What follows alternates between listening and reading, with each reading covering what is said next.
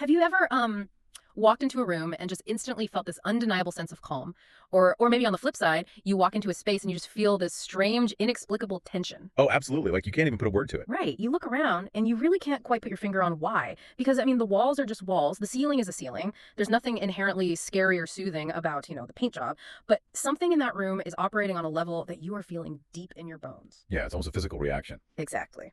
And our mission today is to discover why a building is never experienced as just geometry and how architects actually capture the feeling of a building before it even exists in the real world. We're exploring those invisible forces that make a building deeply affecting rather than just merely competent at keeping the rain off your head. I love that framing because it really is a profound shift in how we think about the spaces we inhabit every day. I mean, we naturally tend to assume architecture is just about the shape of a building, the layout, the floor plan, where the doors go. Yeah, like drawing the boxes. Right. We look at a blueprint and we think, well, that is the building.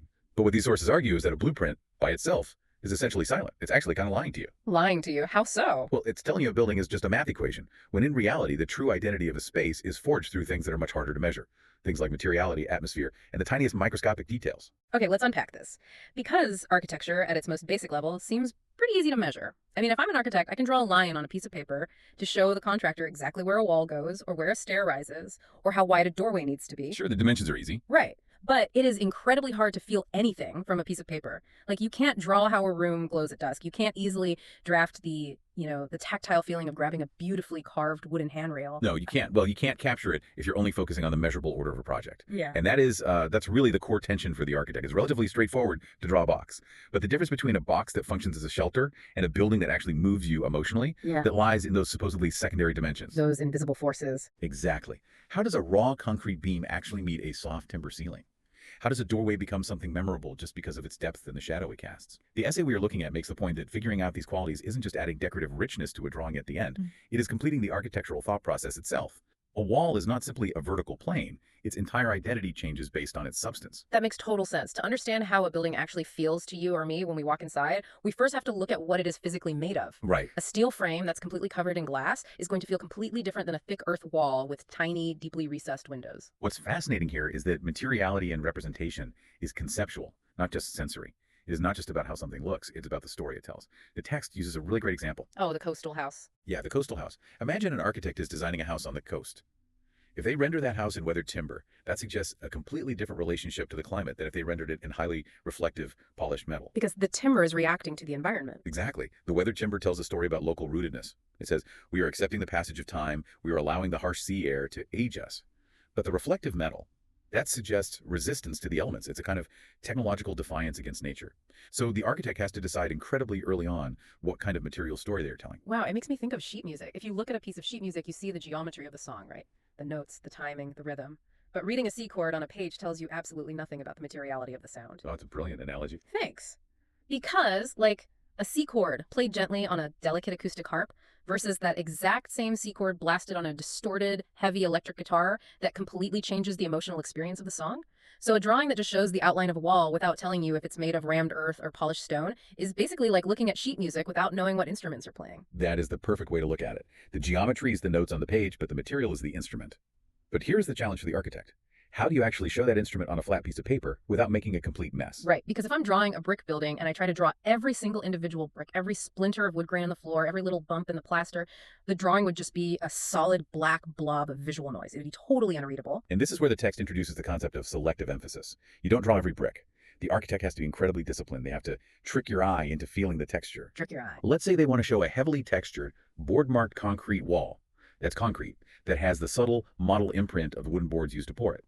Instead of drawing every single wood grain, they might use heavy, dark graphite just in the deep shadows where the wall meets the floor and leave the rest of the wall as blank white paper. Oh, I see. Yeah. Or they use a few controlled line-based patterns to suggest the directional grain of a timber floor, leaving the middle completely empty. So they're giving your brain just enough clues to fill in the rest of the texture. Precisely. They use what the sources call tonal modulation, which really just means carefully blending light and dark shades of gray to imply roughness or smoothness. You give just enough information to support the architectural argument, the instrument playing the song, right?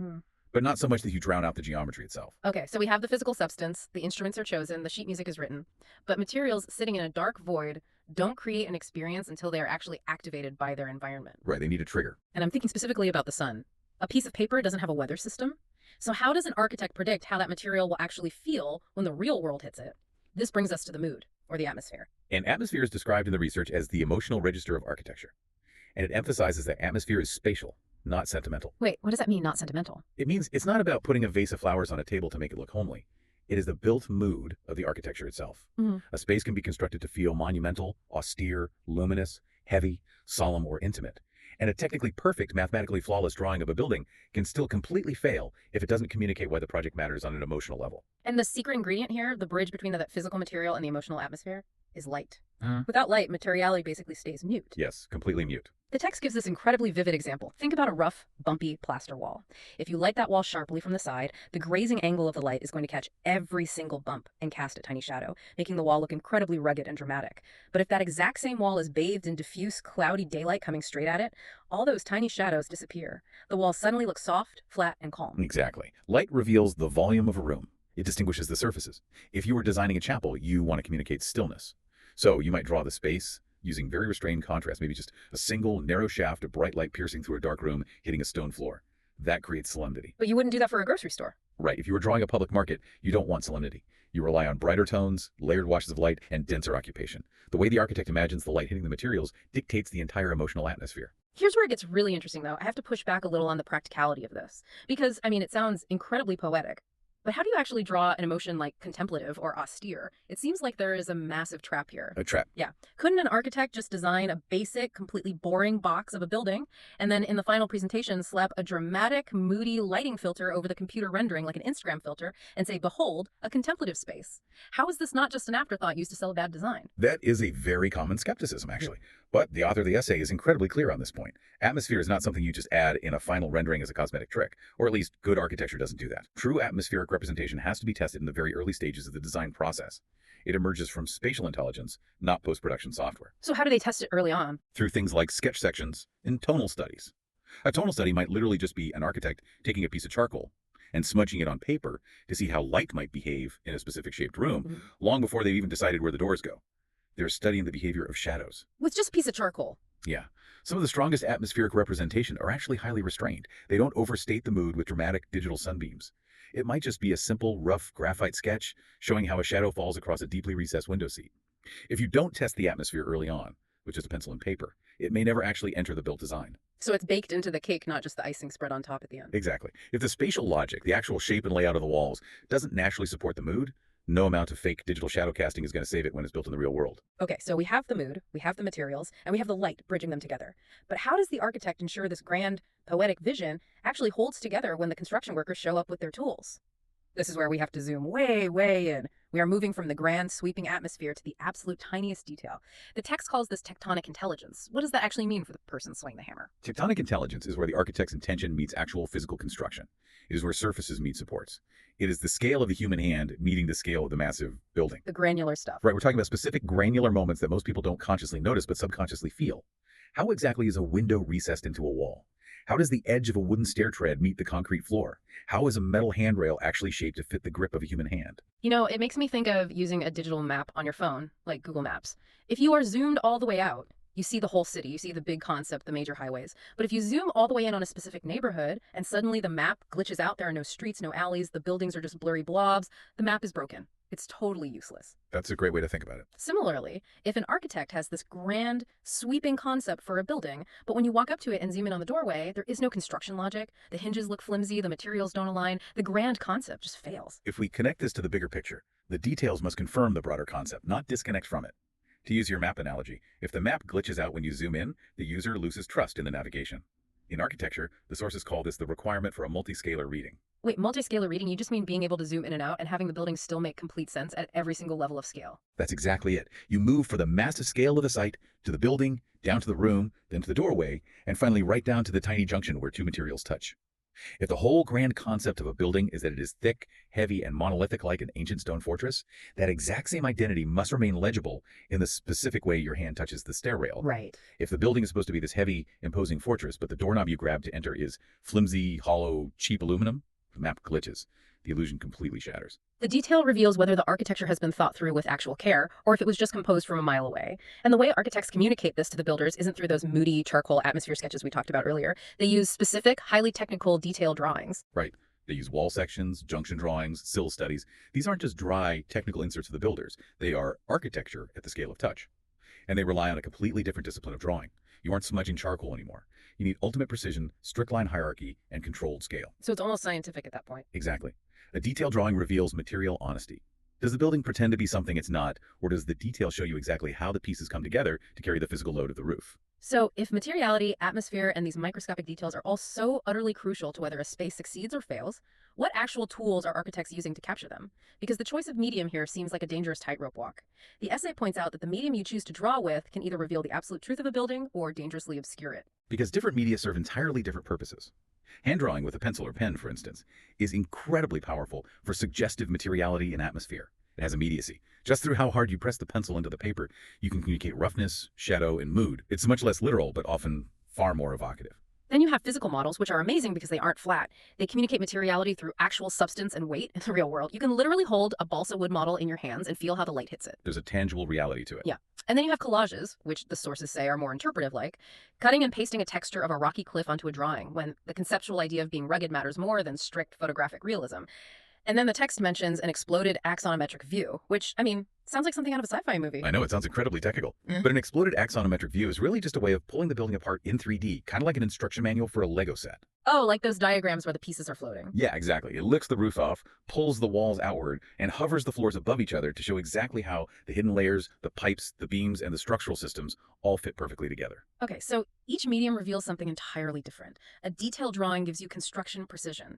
A physical model gives you real-world presence. The architect has to choose their weapon wisely, depending on what truth they're trying to uncover at that exact moment in the design process. Exactly. So, what does this all mean for us today, especially with the explosion of technology we have? I have to ask about the danger of modern digital tools, because earlier we talked about slapping an Instagram filter on a bad design. Does hyper-realistic digital rendering, where a computer generates a mathematically perfect, photographically real image, does that make it too easy to fake a good building? Oh, wow, yes. Can an architect just generate a seductive, lush image of a space that actually has terrible spatial logic and trick a client into spending millions of dollars on it? This raises an important question, and it's actually one of the main warnings in the essay. The author explicitly warns against the danger of superficial representation. With modern software, there is a massive temptation to communicate atmosphere through surface effect alone. You can make a rendering look incredibly convincing. You can add beautiful, glowing, golden hour sunlight, hyper-detailed reflections on the glass, perfectly rendered wood grain without ever truly showing how the building works. It was all surface. Right. You can draw a heavily textured, gorgeous stone facade on your computer, but if you look at the tectonic plausibility, meaning whether it physically makes sense and won't just collapse under its own weight, it might be a complete and utter fiction. So a mood-heavy, gorgeous computer image can entirely conceal weak, flawed architecture. If your drawing is just trying to look pretty but it ignores how the building actually stands up, you aren't designing architecture anymore, you're just painting a picture. That's the trap. When representation becomes disconnected from design substance, it becomes merely cosmetic. The author poses a great litmus test for any architectural drawing. You have to ask, does this drawing help us understand the architecture more deeply? Or does it merely make the image more seductive to a buyer? The drawing has to be a tool for discovery, not just a sales pitch. It is an active part of the thinking process. By physically drawing a zoomed-in wall section, the architect might realize, wait a minute, this window needs to be pushed 3 inches deeper into the wall to actually get the shadow we want. Right, because they're forced to work out the geometry. Yeah. By testing the tonal atmosphere of an interior with a charcoal smudge, they might realize the room needs a completely different light source. The design itself remains completely incomplete until these dimensions are genuinely explored on paper or in a model. It all comes back to the idea that architecture is almost never remembered for its floor plan. No one walks out of a building and says, wow, the geometric layout of those walls was life-changing. It is remembered for the lived experience. The sudden coolness of a stone wall when you step out of the sun and into the shadow, the feeling of safety in the depth of a window seat, the tactile satisfaction of grabbing a heavy metal door handle. And representing those things, drawing those feelings, is not secondary work.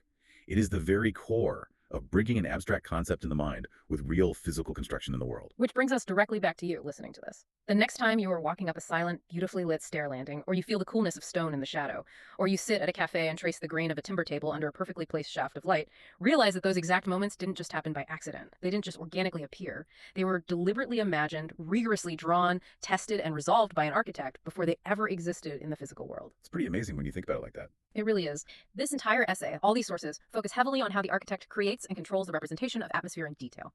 It's a pursuit of perfect, absolute control before a single brick is even laid. But consider what happens the very moment that pristine, perfectly designed building is handed over to the people who actually use it. Oh boy. Right. Once human chaos enters the frame, once people start moving their mismatched, ugly furniture in, leaving piles of mail and clutter on the carefully designed windowsills, changing the light bulbs to the completely wrong color temperature, or, God forbid, plastering over those beautiful textures, does the architect's carefully drawn atmosphere actually survive? Or does the chaotic, messy daily life of the occupants ultimately become the true, unrepresented architect of the space? Something to think about the next time you leave your shoes right in the middle of a beautifully designed room.